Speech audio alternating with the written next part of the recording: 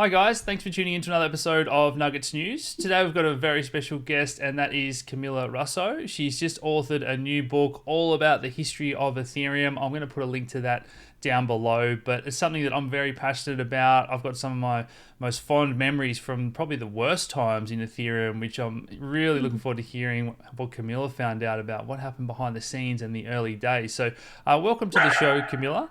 Her dog's in the background, so we're hoping it's not going to bark too much there. But Camila also works at the Defiant, which is a fantastic newsletter and company. So I'll let her introduce herself, a bit of her background, and what led her to write this book.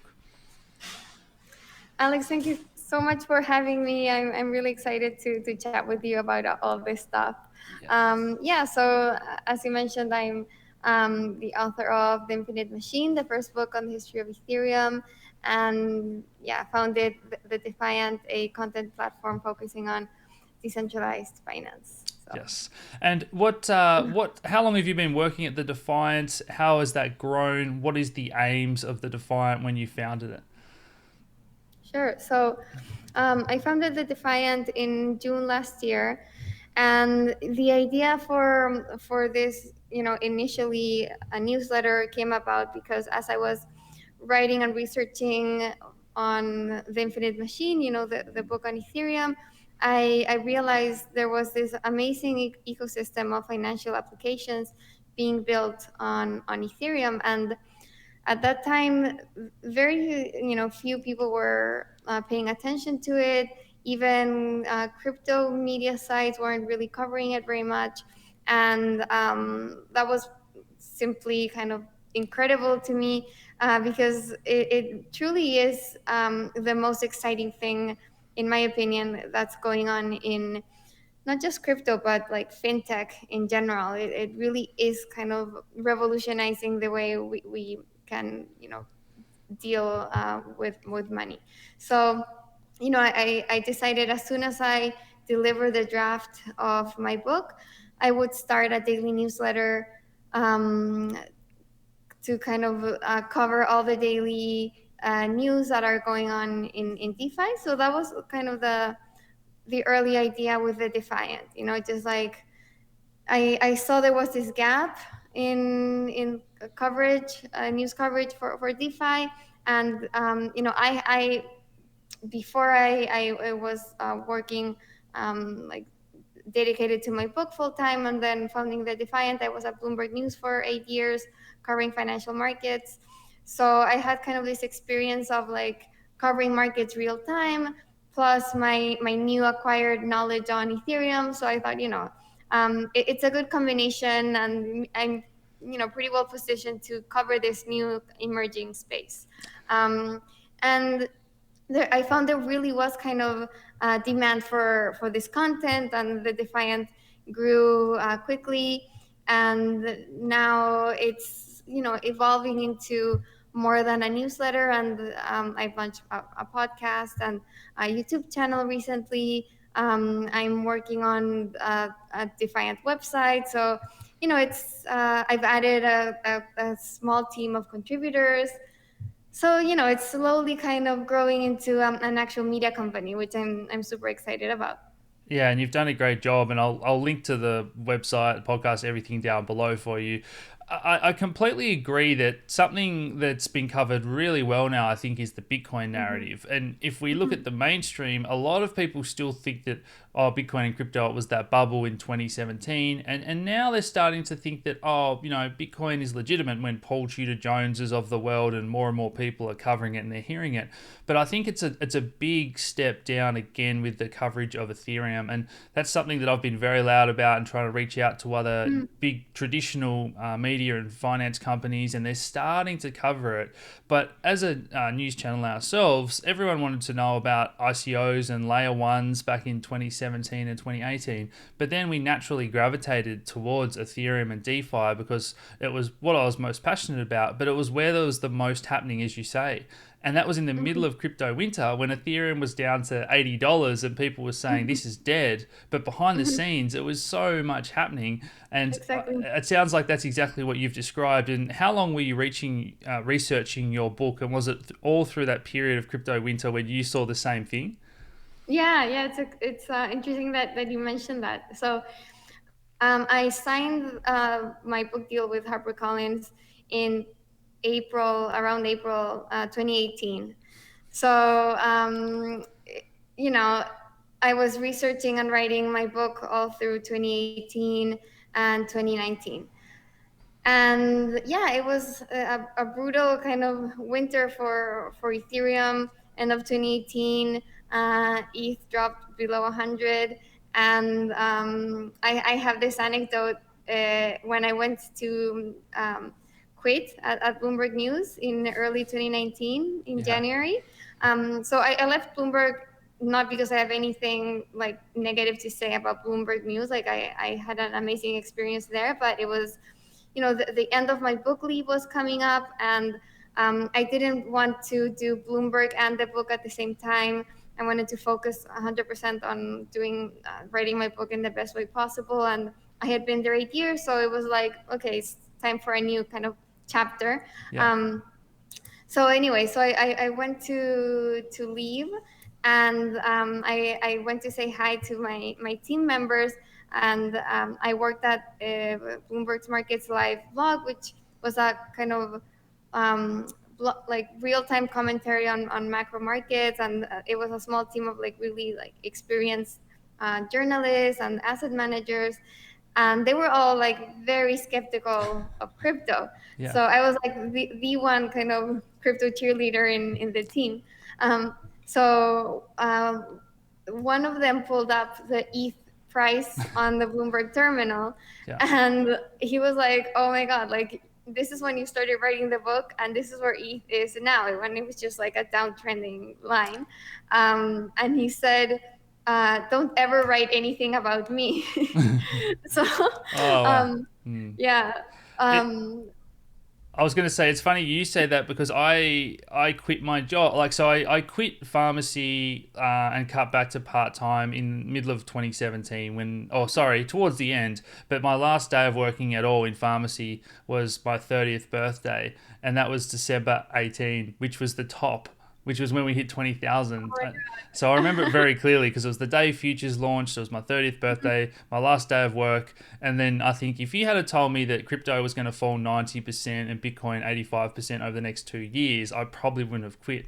And my wife right. was saying, we've got a wedding coming up. Don't you want to start a family? You're telling me you're going to make YouTube videos Oh, for a that's living from now scary. on. But I guess it's the risks that you've got to take. And in the middle of crypto winter, we certainly had some pretty tough conversations, and things were very hard. But did you have that point when ETH was going down and down where that little voice inside your head says, oh, wow, maybe this is a bubble and it is going to end, or anything like that?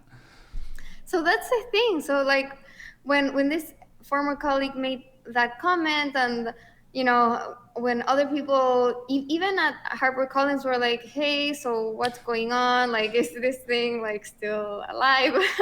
Yeah. um, I was like, I never really had any doubt on what I was doing because I was following people building on Ethereum around. So I was going to all the conferences, events, hackathons, and just seeing how there were more and more people at these events, and there was more activity, and people were building actually useful things. Um, and the space just felt better than in the 2017 hype and bubble. Like just like going to Ethereum hackathons during the bear market felt like so much healthier than going to consensus in 2017, Did 2018. did you go to EdCon in Sydney at the start of 2019? No, I went to EdCon in Toronto, which was amazing. Okay, so that was It, that was an experience for me that was very similar to what you've described. Just the buzz in the room, that yeah. every lecture was packed. Synthetics did their speech there, and that was when we found that when the price was, everyone thought these projects were dead, and I just couldn't have been more excited. And even the way Vitalik spoke was very confident because there was a period there where he sort of went away from social media a little bit. I think he felt the pressure that he was the leader and Ethereum was dying, and that's not what he wanted, and not what he didn't want that pressure either, as well as controlling Ethereum. But when he spoke at that conference, to me, the message was, hey, we've done all the research for ETH 2 now and we've solved all the problems. And I'm very confident in the future. Did you see that? Did you notice Vitalik was stressed, or he doesn't like being the center of attention, and he was more confident, or everyone that you interviewed was more confident that a lot of the research had been done and these problems were being solved and they were starting to get more excited and positive? Yeah, I mean, I definitely got that sense from him, in general, with, through my interviews. Like, he didn't really want to take credit for anything, and made sure to highlight all the other people who have been part of the kind of Ethereum community and project. Yeah. So that 100%. And like I said, just like going to these conferences and hackathons, you're able to see kind of real time the evolution of the research, and also the projects being built on Ethereum. So but though it's still, for me, it's easier to judge on kind of the applications being built on Ethereum than the progress on ETH2 research. Yes. Yeah. So with like ETH2 research, like, yeah, I can go to those talks and kind of hear what they're saying, and every time it sounds like they're making great progress. But I still kind of lack that It's very like technical. Yeah. technical capacity of like actually checking for myself, like, Yeah. oh, is this actually working, and like actually how much have they progressed, and how much closer are we. So Yeah. it's just hard for me to judge. um, but the thing that did become clear, and that was that I could check, was actual useful things were being built on Ethereum. I mean, things that I could touch and see, and put my money in, and like Yes. actual like working products, which we didn't have in 2017. Yeah, absolutely. Just rewinding a little bit, your time at Bloomberg. So, were you the sort of person that was always aware of, QE, money printing, all this debt? It's not heading in a good direction. Were you a bit of a gold and silver bug? When did you actually discover crypto versus start to commit more time to it? Or what were your areas of passion at Bloomberg or in finance and investing? Yeah, so at Bloomberg, I mostly covered emerging markets. So I started out, I'm from Chile myself. Yeah. I started out in the Latin America emerging markets team in New York. And then I was sent to Argentina, to Buenos Aires, uh, Bloomberg's office there, Yeah. and covered Argentine markets for a little over 4 years. And this was very early in my career as a reporter, and it was kind of a very formative time, because I mean, Argentina couldn't have been a better place to kind of learn the ropes as a financial reporter, because I got to cover like so many interesting things going on in the market. Like, so Argentina was going through, as always, I guess, double-digit inflation, Mm. currency controls. The government nationalized a big oil company, and then obviously there was a debt default. Yeah. you know, so I covered all of that in the span of 4 years, and that's when also I first covered Bitcoin in 2013. So I was writing about all the different ways that Argentines use to protect against inflation and currency controls, and like the black dollar market, and all these things. And so a colleague told me about this like weird digital money, and to go check it out, because it was like picking up steam in Argentina. Yeah. And I learned about it and thought it was fascinating. And living in Argentina, you like really get the value of this kind of 100%. independent.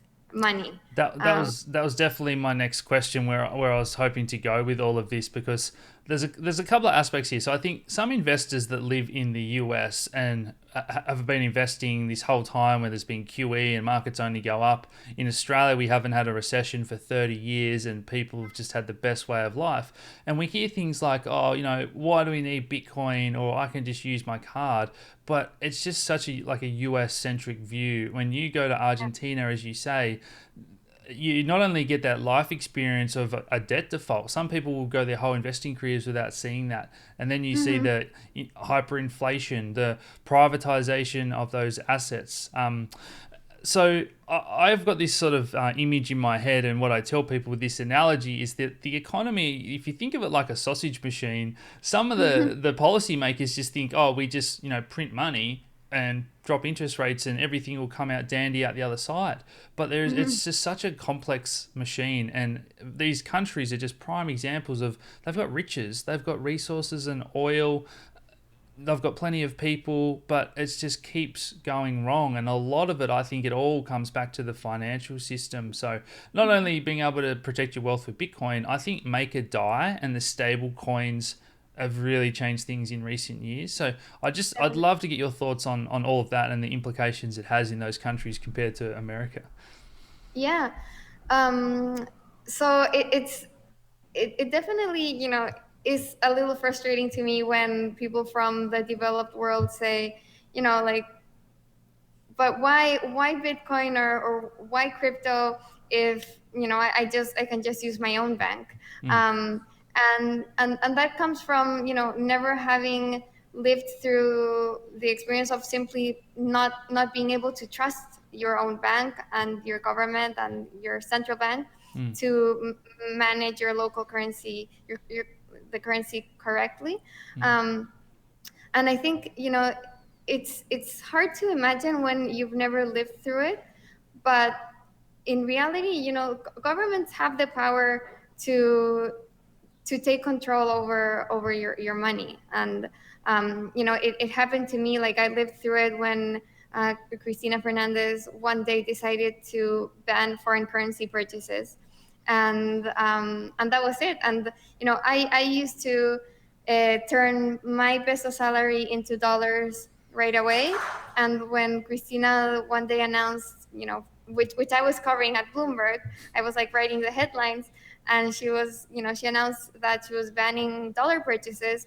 And right, I went to my bank account, and the option to transfer my pesos into my foreign currency account just wasn't there anymore. And it was just a flip of a switch. And governments have the power to do that. The same thing happened in Argentina in the 2001 crisis, when the government told banks that they couldn't hand savers more than $250 per day. And so people were just, they had their money trapped in the bank. And then when the government decided to devalue the currency, people just lost most of their savings because they had no power over their own money. So, and this happens in many countries over the world. And it's obviously, institutions are kind of stronger in the developed world, but it doesn't mean that it can't happen. So I Yeah. think it's like the power of like having control over your own money and your assets is incredible. And I think more people should take advantage of that, or at least kind of hedge against something like this happening. Were you covering, because this is like right when I was learning about it all, and Bitcoin went from this sort of $20-$30 up to $1,300 in 2013 when we had these Cyprus bail-ins, and they just said, hey, we're taking some of your money to help the banks, and there was these photos of all the ATMs and they were all empty. I think it's very different now. There's so many apps that people can download, and as you say, if your bank says you can't flick that switch, well, now you can download Dharma or Argent, and just hopefully through any sort of on-ramp, local peer-to-peers, local Bitcoins, then you can choose to go into a stable coin through DeFi. How much has that all changed? And if those capital controls come in, are there lots of people doing the local bitcoins and the peer-to-peer trading? And is there still an on-ramp for those people if they try and shut down all the exchanges? Yeah, it's a great question. I think, uh, DAI demand in Argentina, for one, I mean, that's kind of the case that I know best, has definitely increased by, just like what exchanges are reporting there. Wenbit and Ripio have said that the volume and DAI demand is through the roof. And you see that also in local Bitcoins data, that demand for Bitcoin is increasing. Um, I think there's still the danger of the government banning these fiat on ramps, and that will definitely make it difficult for people in these countries with more authoritative regimes to access crypto. But there will always be more peer-to-peer ways of getting access. Obviously, it's a lot harder to do, and it will require like more better organization, and maybe it won't be as accessible to like a massive audience, if or public, if that happens. But I mean, that's kind of the core value of the system, is that you don't, I mean, on ramps are better, but you don't necessarily need them to access crypto. Yeah. So I mean, there will always be a way into crypto for people who need it. The question is, whether that will be very easily accessible or not. And yeah, Yeah. unfortunately, governments do have the power to make it harder to get Yeah, we'll to see. this. We'll just see a black or grey market develop, and it will trade at a premium, and people Right. will make businesses out of smuggling digital dollars into countries to help people out. It's very hard for them to stop. But yeah, maybe getting back to the book a little bit more. What were some of the most interesting things from the very early days? Because just, I guess, from my point of view, from the outside looking in, I've interviewed Vitalik about this as well, and it was kind of this idea, and he was frustrated that he couldn't do some things on Bitcoin, and then he had this idea, and everyone sort of said, "Oh, that's great. Well, you need to do it," but he didn't really want to lead it. He wanted to build a team. Then they had a lot of trouble for the first few years. So I'd just love to hear all the things that you found out about the early days. Um, The short version, because you got to read the book. yeah, Yeah. yeah. I guess like the few surprising things about the early days is, first, that Vitalik was a writer. Like, he came into space as a writer, like as a journalist. He founded Bitcoin Magazine, and he dropped out of computer science to follow these Bitcoin 2.0 teams around the world. And the whole movement at that time was create greater functionality on top of Bitcoin. Mm. And so Vitalik went to see what these teams were doing, and I thought it was so funny that he proposed the Mastercoin guys basically Ethereum. He sent them kind of an email with a sort of like white paper detailing how he wanted to create a more generalized platform for smart contracts. And how old was And he at the time? he was like 18. Yeah. Yeah. So yeah, super super young, either like 18, 19.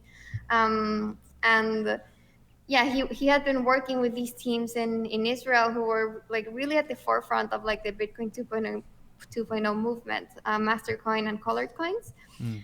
And so he thought, instead of creating this kind of Swiss Army knife of like different pieces trying to do different things on Bitcoin, why don't we create Lego blocks that enable developers to build whatever they want Mm. on top of like Bitcoin, or like on top of like using blockchain technology. Mm. And so he proposed this like Lego block to Mastercoin, and J.R. Willett, looked at this, and I have like the email that I reproduced in the book, and he was like, "Wow, this is amazing! Like, there was a reason we hired you. Like, you're a genius." But but like we don't want to take focus off of what we've already built, and we're focusing on other stuff. And there was also the concern that a more generalized platform would open kind of the attack surface Yes. for Mastercoin,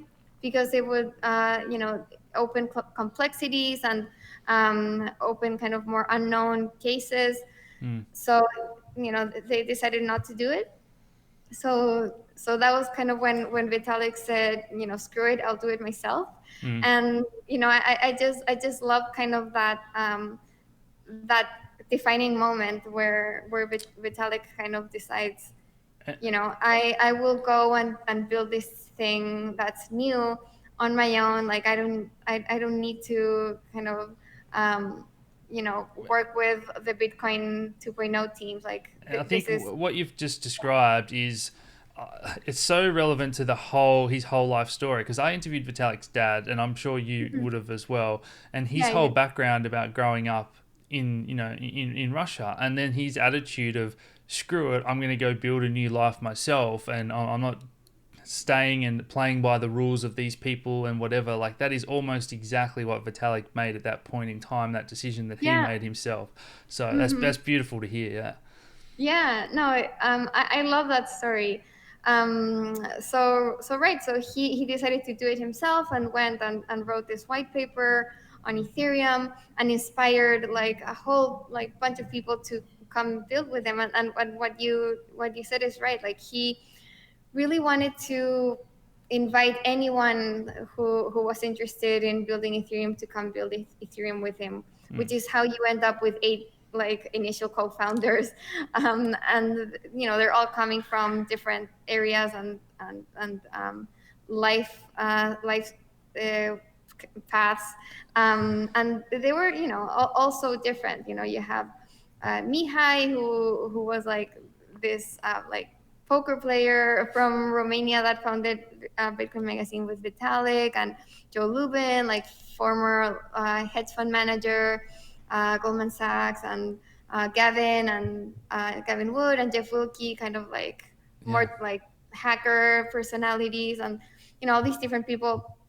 And the result of this was a lot of like clashing personalities and ego. So that was another thing that surprised me, doing my initial research, was how much drama and kind of infighting there was in the initial team. Yeah. Yeah. Um, because I've like looking at Ethereum from like the outside, you don't really see it, or like I, no, I but didn't see it. It was like. no, I didn't know this until, again, I interviewed Vitalik the other day, and he was sort of saying that he barely knew these people. Some of them he'd never met, and the ones that he had, he'd only known for 3 months through online relationships. And all of a sudden, you're building this thing, and then they see the potential of it being a huge billion-dollar project, and some of them wanted this to be purely not for profit, and then others wanted it to sell equity and have stake ownership. And now you see, it's interesting that Gavin Wood's building Polkadot, and Charles Hoskinson's doing Cardano, and a lot of the people have changed, but it's definitely more community led now, and I think that's what Vitalik would have wanted all along.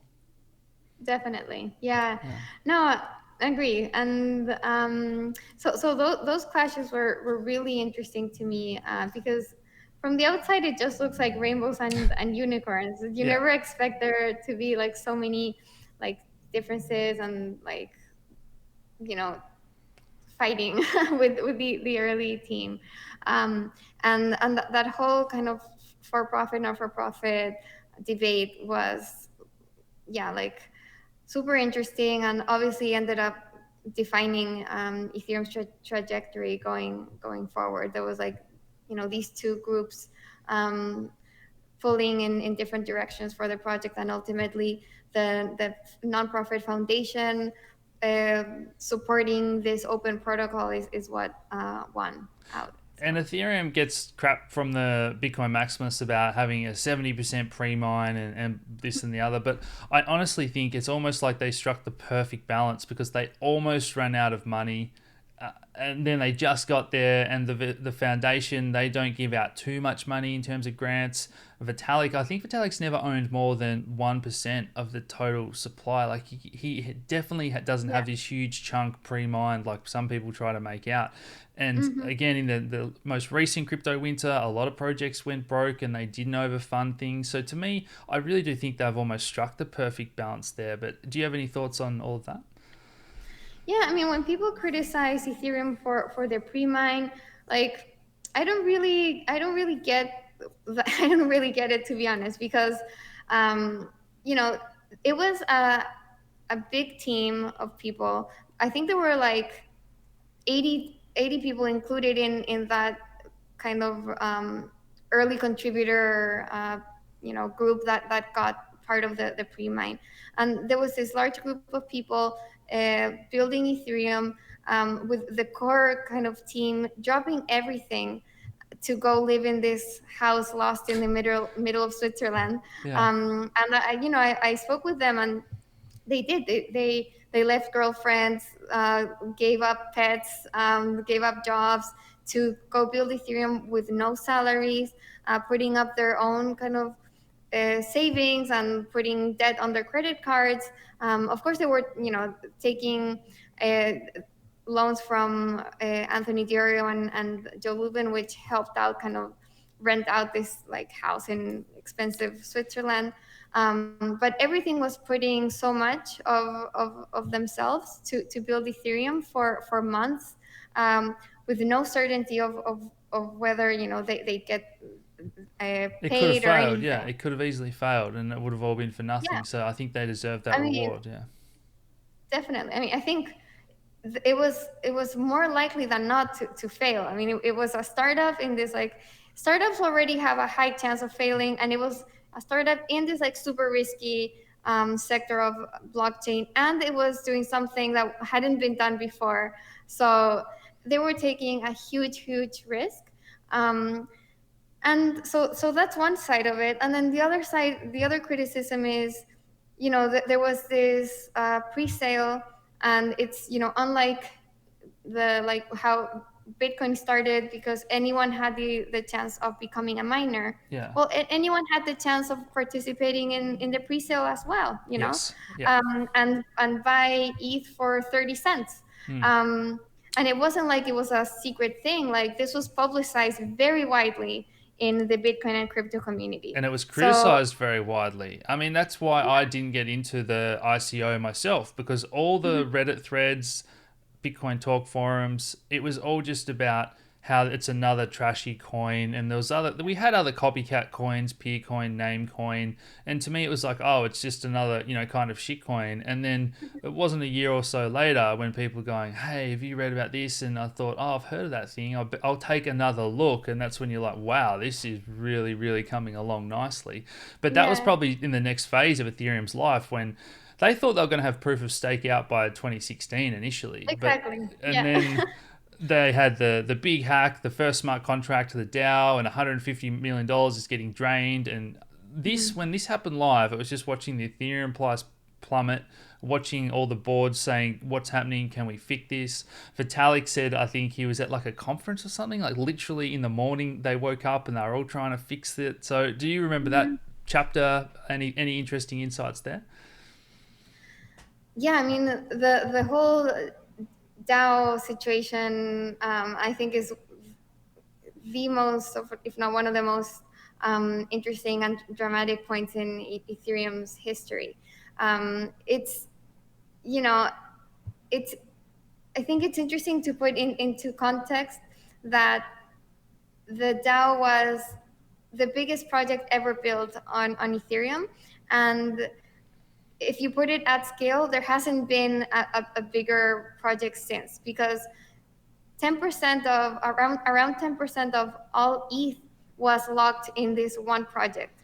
And not only that, but all of the like big Ethereum like personalities were involved as well as kind of like Yeah. curators or And just to give yeah. people context, so you've started hearing about DAOs again recently, so decentralized autonomous organizations, where there's not a leader or a company and all the token holders have a say. And at the time, this was the first big smart contract and the first kind of ICO, even though it wasn't really called that. And 10% of all the ETH went into this big contract, and they thought we're going to fund all the best projects and we're all going to vote on it.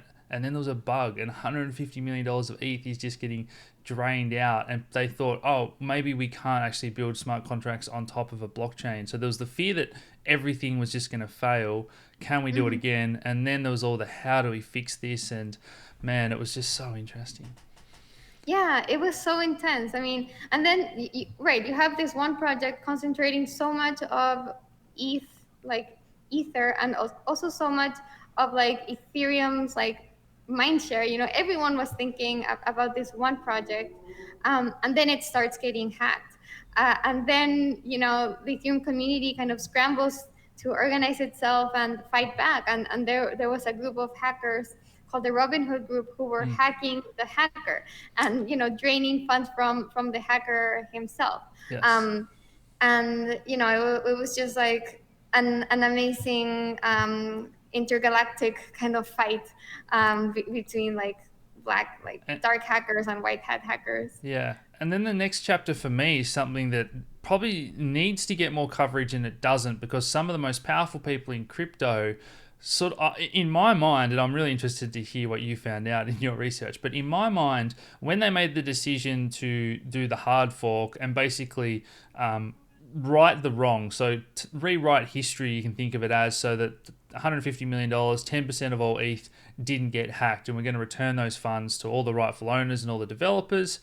And that's when 90% of the community had kind of agreed that was the right thing to do. And there was a small minority of people saying, oh, well, blockchains are meant to be censorship resistant. We shouldn't do that. But I think most people agreed it was the right thing to do because it was just so early on in Ethereum's history. It wasn't like it was a big public chain yet and we were trying to change decisions. So Yeah. that's when behind people's backs or out of nowhere there was this decision to, hey, let's keep mining the old chain and let's call it Ethereum Classic, and all of a sudden let's list it on Poloniex, which was like Binance at the time. It was the biggest exchange. And then Barry Silbert, who's the owner of Grayscale and Coindesk, starts coming out and tweeting that Ethereum Classic's the real Ethereum, I'm buying it all up, and that caused a huge pump and confusion. And to me, you wouldn't even be able to do that these days. Like the SEC would be all over you if a big fund manager was coming out and tweeting and saying, this is the real one, buy it, we're buying it up. And now they're the biggest holder of Ethereum Classic. And to me, it really is just a ghost chain or a chain that should be dead. They've run out of money. They've had 51% of tax. If Grayscale and Barry weren't behind it, the community just aren't there. But I think it was really sneaky and interesting what happened at the time and surprised a lot of people. Yeah, well, I'm kind of torn in the hard fork Ethereum Classic Ethereum dilemma, because I I get why they decided to go with the hard fork. Like, it was a really important project.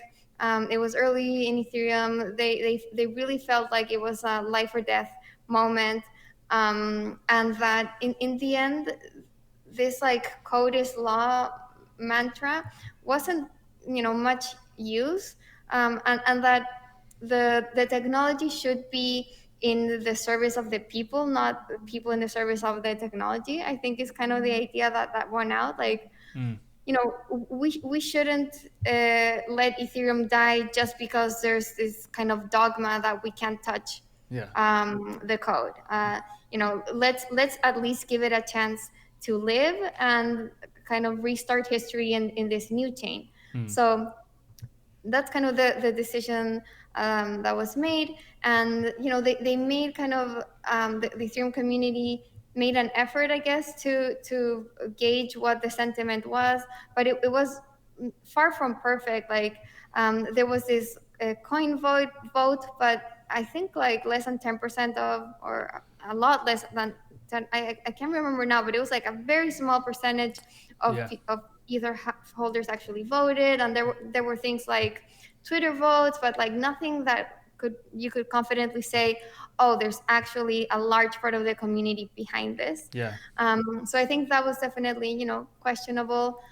And then, who's to say that if they hadn't done the hard fork and the like white hat hackers had continued to attack the attacker, and what maybe Ethereum would still be alive, and it wouldn't have this kind of like Mm. spot on like black spot on its history. Yeah. But still, I'm not like a huge critic of it, but I kind of understand both sides of like why people would criticize the decision to hard fork. Yeah. And then on like Ethereum Classic, I think it was like very kind of childish of Bitcoin maximalists and people like Barry Silver, because they were clearly kind of, they resuscitated this dead chain to kind of, you know, Benefit themselves. Yeah. to benefit themselves, and also like to like mock all the like Ethereans. And you had people like Greg Maxwell calling Vitalik up and wanting to buy all Vitalik's ETH in like Ethereum Classic, Mm. as a way to say like I'm supporting this now, and so it was all like very like immature and petty. But in the end, I think, and this is kind of the beauty of blockchains and the market. In the end, the market decides which chain is more valuable. If investors really, thought Ethereum Classic was the immutable chain and more valuable, then ETH Classic would be more valuable than ETH today. Mm. And if miners wanted to support that chain, ETH Classic would have more hash power and more miners dedicated to mining Yeah. it today. But as you said, it's kind of ghost town and it's been attacked a bunch of times. So Yeah, and I guess I just want people to realize at one stage it got to two to one or 3 to 1 in terms of the price. So it would be like Ethereum being $300 now and ETH Classic being 100, whereas I think ETH Classic's around, I haven't checked, $10 or $20, and Ethereum's $400 sort of thing. So yeah. they really, really pushed a lot of money and effort and marketing behind it to try and, I guess, almost fool the community into what was happening, what was going on. And I definitely think it's that jealousy thing and childish, like you say, and it's happening again. And that's probably like, I'm a pretty calm person, but this is something that really frustrates me when we see things like last week. Oh, Ethereum doesn't have a supply. They don't even know how many coins there are. And it's just like, honestly, this is happening again. And I think, do you agree that it's kind of like almost they feel threatened? It's like, well, Ethereum is doing a good job at scaling now and Bitcoin hasn't quite got there yet. So these attacks always come when they feel like threatened by this new thing. I'm not sure. I don't know. Like I don't like speculating on what people's motives are. Like God knows. But I mean, what I can say is, from my own experience, I found it. I mean, it's been very remarkable the difference from the Ethereum community's reactions to my reporting and stories, and the Bitcoin community's reactions to my stories and like tweets. So when I was at Bloomberg, I was mostly covering Bitcoin, and because it's like mainstream financial media, and I like readers, I like know about Bitcoin more, so that's mostly what I was covering. And so I would never kind of tweet much about Ethereum, and so and when I was just covering Bitcoin, I didn't get almost any kind of negative comments from Bitcoiners or from like the Ethereum community. Hmm. Like I don't think I had ever interacted with anyone from the Ethereum community when I was mostly covering Bitcoin. Hmm.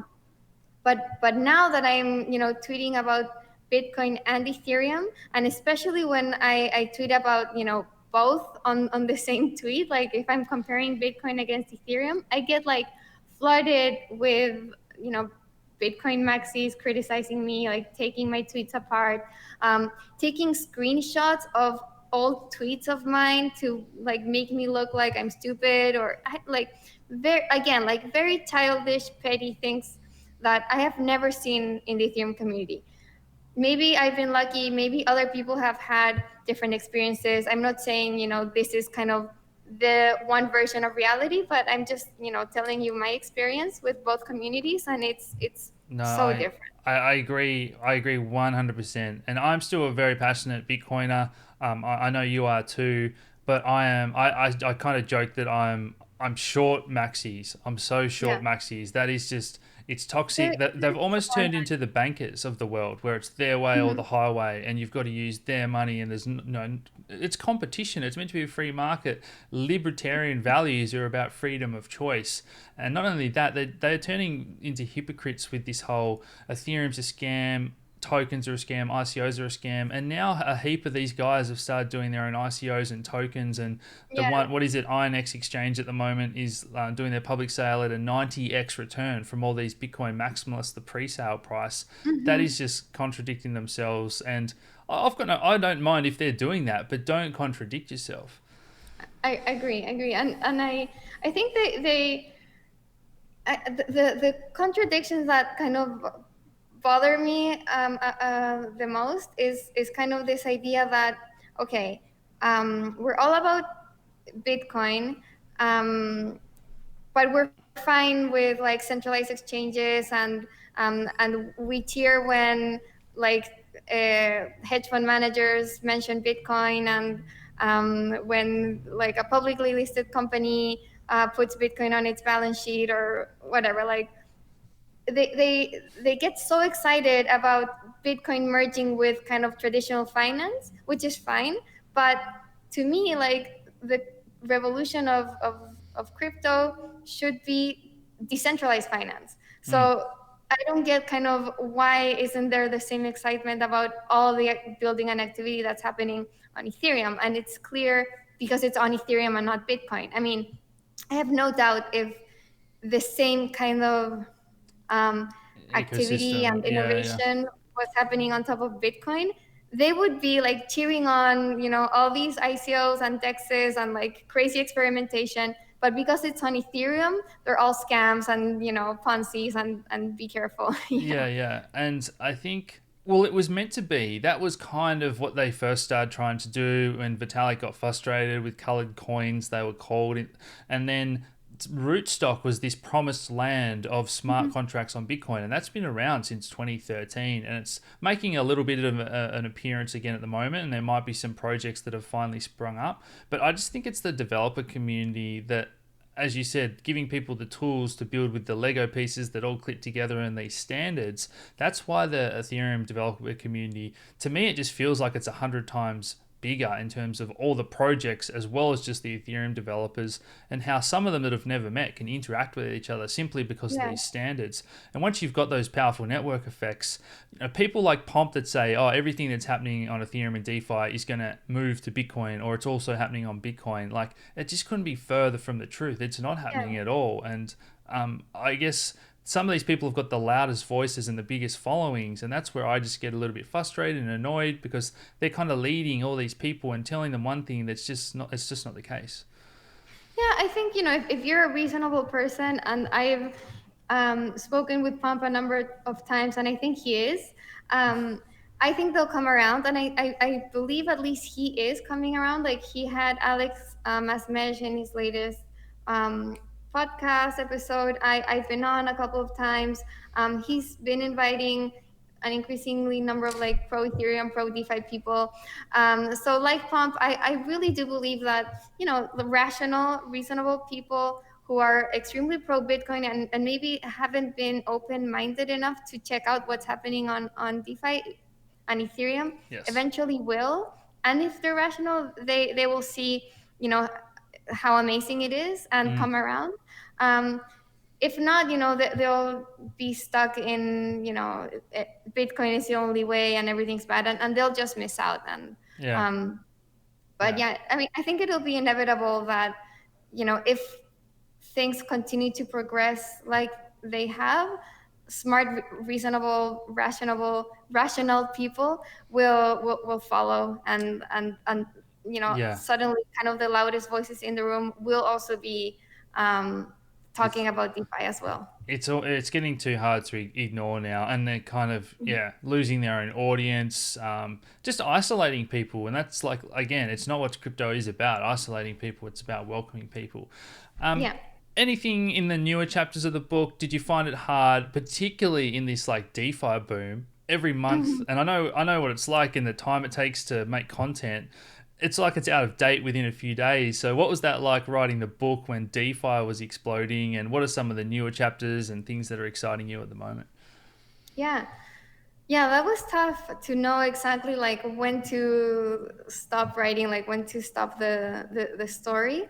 Um, I ended the book I do include DeFi in the last couple of chapters of the book, as kind of a way to say, you know, Ethereum developers have been building and working all through the bear market, and they've started to create this parallel financial infrastructure.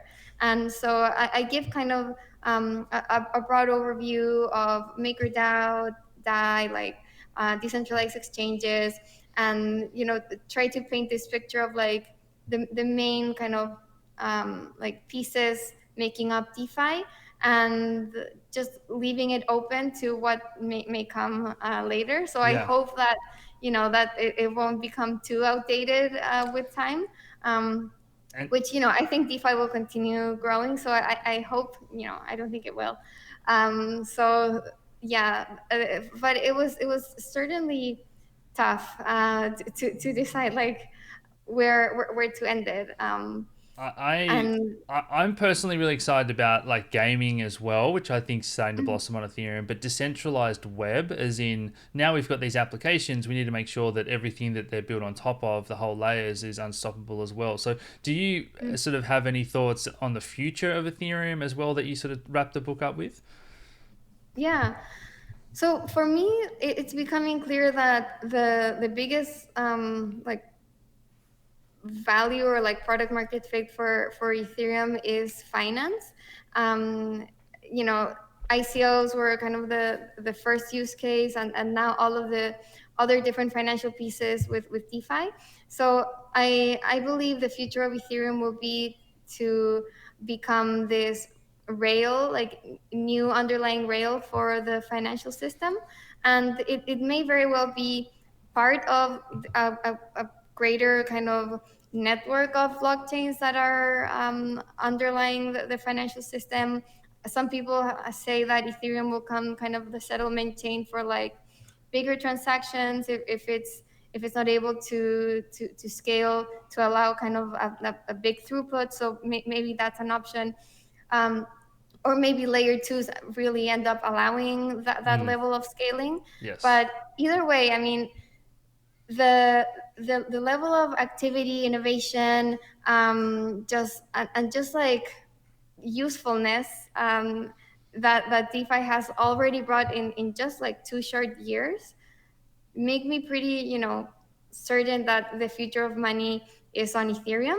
Um, if not, it'll be on like blockchain technology and decentralized global networks, because the way that the like money works right now just you know is so antiquated, and I can't believe that we're still dealing with it. Like, we Yes. need a better system, and I think DeFi is showing that this is this system, that money works like the internet does, and it just feels right. It feels like it goes with our times. Yes. So I that's what I see for the future of Ethereum, just like this layer for like the internet of value to continue growing. The internet of value. I think that's a great place to wrap up, Camilla. I'll put the links to all Camilla's stuff down below as well as her book. So that's been so great. I'm just honored to have the chance to meet you. The conversation was as great as I Likewise. hope it would have been, and the dog was quiet as well, guys. So we got Yeah, lucky, yeah, but. she behaved. We'll definitely have to catch up again in future. I hope you guys have enjoyed that one, and thanks so much for joining me, Camilla. Thank you so much, Alex. Really enjoyed it. Thanks, guys.